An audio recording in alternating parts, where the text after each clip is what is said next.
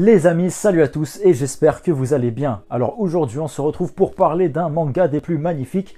Normal, c'est du Tetsuo Hara. Et comme je dis toujours, quel mangaka peut s'asseoir à la table de Tetsuo Hara et lui dire « Mec, je décide mieux que toi ». Personne. Bon, peut-être un ou deux grands max, mais sinon, personne. Bref, aujourd'hui nous allons parler d'un manga culte, d'un manga historique de samouraï. Mais pas n'importe quel samouraï, puisqu'il s'agit du samouraï le plus libre de sa génération. Nous allons donc parler aujourd'hui de Keiji. Let's go! Keiji, de son vrai nom, Hana no Keiji Kumo no Kanatani. Ouais mec, tu parles trop bien japonais, je suis impressionné quoi. Ah yes! Arigato! Bref, Keiji est donc un manga de Tetsuo Hara, l'homme qui est derrière Hokuto no Ken, un des mangas les plus légendaires de tous les temps. J'ai d'ailleurs fait une vidéo sur Hokuto no Ken, les amis, n'hésitez pas à aller la voir. C'est mon deuxième manga préféré, vous le savez. On a donc sur Keiji Tetsuo Hara, Mio Azo, et surtout, faut savoir que Keiji est inspiré du roman Chronique d'un ermitage éphémère de Keishiro Ryu. Keiji sera donc prépublié dans le Shonen Jump de la Shueisha de 1990 à 1993. Et compilé en un total de 18 volumes. La version francophone est-elle disponible chez Mangetsu depuis peu qui l'ont réédité. Et il faut savoir que Mangetsu édite également Soten no Ken, donc franchement on va pas se mentir, Mangetsu en ce moment il nous met très bien entre Keiji, Soten no Ken et Aohashi, franchement non. Ils nous gâtent Mangetsu, vous êtes des frérots, vous êtes les meilleurs. Une adaptation animée verra également le jour en 2013. Bon, je vais pas vous mentir, l'adaptation animée, je ne l'ai pas vue, j'ai juste vu des images et quelques extraits, tout simplement parce que j'ai pas réussi à trouver un lien pour les regarder. Alors si vous connaissez un lien où je peux théma l'anime de Keiji, franchement, n'hésitez pas à me le dire les amis, parce que je suis comme un ouf de pas pouvoir les voir, surtout que ça a l'air magnifique, hein, des images que j'ai vues, des petites vidéos, etc. Ça a l'air vraiment grave stylé, mais j'ai pas trouvé de lien. Donc voilà, si j'en trouve un, je vous dirai, mais n'hésitez pas à me dire en commentaire si vous connaissez un lien où je peux théma l'anime de Keiji, parce que ça a l'air ouf. Et vu que je suis un grand fan de Keiji, c'est pas normal que j'ai pas vu l'animé, voilà, c'est pas normal. J'ai juste lu les mangas, mais j'ai pas vu l'animé, ça me rend ouf. Bref, il y aura également d'autres séries dérivées de Keiji qui sortiront à partir de 2008. Bien que très romancé et parfois un petit peu trop exagéré, il faut savoir que Keiji nous raconte des événements historiques qui ont vraiment eu lieu à la fin du XVIe siècle au Japon. Certains personnages ont donc bel et bien existé. Et mine de rien, c'est assez cool de pouvoir découvrir à travers Keiji l'histoire du Japon à la fin de l'ère Sengoku. Professeur, c'est quoi l'ère Sengoku?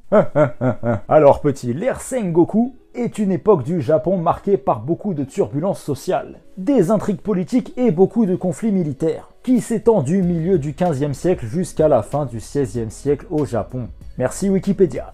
Bref, dans Keiji, on découvre donc des samouraïs, des ninjas, des conflits, des guerres, des complots, des coups d'état, etc., etc.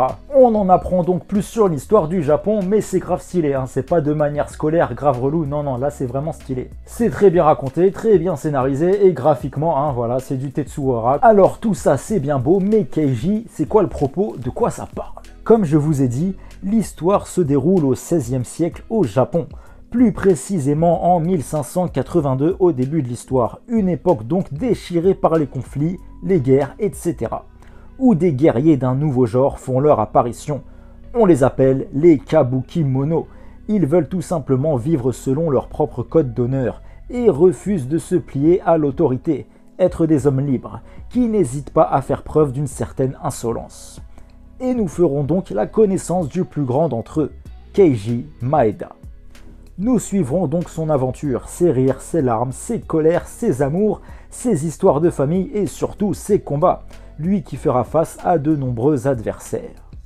L'histoire nous montrera les différents stratagèmes machiavéliques de cette époque, à travers un héros fougueux, libre comme l'air et envoûtant comme le parfum d'une fleur. Bon, ça c'est vraiment le pitch bateau de l'histoire, mais petite anecdote, il faut savoir que Tetsuo Hara, comme je vous ai dit, a été inspiré par le roman de Keishiro Ryu, Chronique d'un ermitage éphémère. Donc il a lu ça, il a pété un câble, et lui qui voulait depuis après Hokuto no Ken, qui avait très envie de faire un manga historique, bah il a lu ça, comme je vous ai dit, il a pété un câble et il s'est dit oh non, Keishiro Ryu, il me le faut pour le scénario de ce manga, on va faire un manga historique sur les samouraïs, l'histoire du Japon, etc. Mais malheureusement, l'état de santé de Keishiro Ryu était très fragile.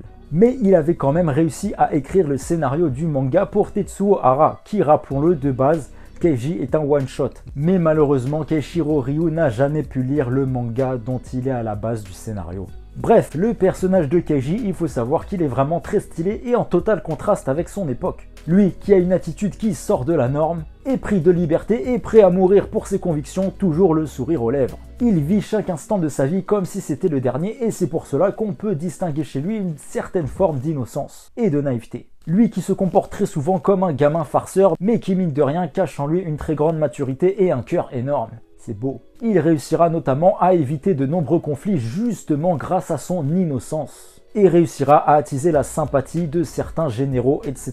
etc. Il a entre guillemets ce petit côté naïf à la Sangoku dans DBZ qui fait que, mine de rien, tu peux pas lui en vouloir, tu peux pas être vénère contre lui. Et c'est pour ça qu'il peut amener ses ennemis à sa cause. Il arrive donc à tisser des relations d'égal à égal avec les autres et même avec les plus grands seigneurs de guerre. Bref, ce côté gamin de Keiji rapportera mine de rien énormément d'humour et de fraîcheur à ce manga qui, rappelons-le, est quand même très tragique. Bah ouais, c'est la guerre. Mais des fois, on se tape vraiment des barres dans ce monde de faux semblants et de conflits politiques. Keiji est finalement, on peut dire, un mélange de Kenshiro dans Hokuto no Ken et de Ryo Seiba de City Hunter. Mais attention, il n'y a pas que Keiji, tous les autres personnages sont vraiment très stylés. Après, petit bémol, c'est vrai que l'histoire tout au long du manga se concentre uniquement sur lui. C'est vraiment le personnage principal qui est mis en avant. Les autres, ils sont stylés, mais ils sont là un peu pour faire figuration. Ils sont pas très développés. C'est surtout Keiji et Keiji. Et c'est ça le seul petit reproche que je pourrais faire à ce manga. Dites-moi en commentaire ce que vous en pensez, les amis. Chez nous, Tetsuo Hara est surtout connu pas pour Hokuto no Ken, normal, c'est un des plus grands mangas de tous les temps. Mais il faut savoir qu'au pays du soleil levant, Keiji est mine de rien un manga culte. Fini les décors désertiques et place aux magnifiques décors d'un Japon florissant. Bon après, je suis pas du tout là pour comparer à Hokuto no Ken, forcément ça n'a strictement rien à voir. Et puis Hokuto no Ken ne sera jamais égalé tant c'est un manga légendaire.